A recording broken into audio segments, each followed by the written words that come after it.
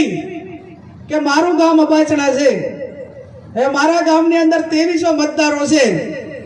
2300 માંથી 300 નું મતદાન ના થયું, 300 ભાજપમાં ગયા, એટલે 600 ની માર. અને એવા ભાજપ વાળાને 3 દણાને 3 બૂથ ઉપર 20,000 રૂપિયા આલીને ઉભા રાખ્યા કે ભાઈ તારા કહેવાથી અબાડા મેં કે વોટ ના મળે તો કઈ નહીં, પણ તારા ગામમાં જેટલા ગેરહાજર છે એનું એક વોટ ના થવા દે, એના તને 50,000 રૂપિયા 100% ઠાકોરના ગામ હતા એમાં આ સ્ટ્રેટેજી થઈ ગયા ના થયું. અહીંયા એના ગામની અંદર 85-90% થઈ ગયા. આપણા એજન્ટો હતા તો એજન્ટોને આપણે 1000 આપ્યા, તો એને ચૂપ રહેવાના ક્યાંક વધારે આપી દીધા, અને અથવા તો પછી બીજા સમાજનો એજન્ટ હોવાના કારણે ક્યાંક ને ક્યાંક દબાયો ગામ લેવલે, અને એના હિસાબે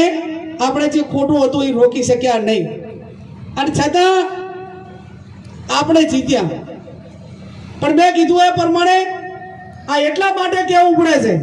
કે આવનાર સમયની અંદર બૂથવાનું રખેવાળું કમસે કમ આપણે કેટલું કરવું અને ક્યાં બૂથો ઉપર ખોટું રોકવું, આટલું આવનાર સમયની અંદર કરવું એ કોંગ્રેસ પાર્ટીના આપણા સૌના માટે ખૂબ મોટો એક ચેલેન્જ છે, પડકાર છે. અને આટલું કરો તો આવનાર સમયની અંદર ગુજરાતની અંદર કોંગ્રેસને હરાવવાની ભારતીય જનતા પાર્ટીની કોઈ તાકાત નથી. હવે વળતા પાણી થયા છે, રામનો મુદ્દો લઈને નીકળ્યા તો અયોધ્યાની સીટ તો ના દીધ્યા,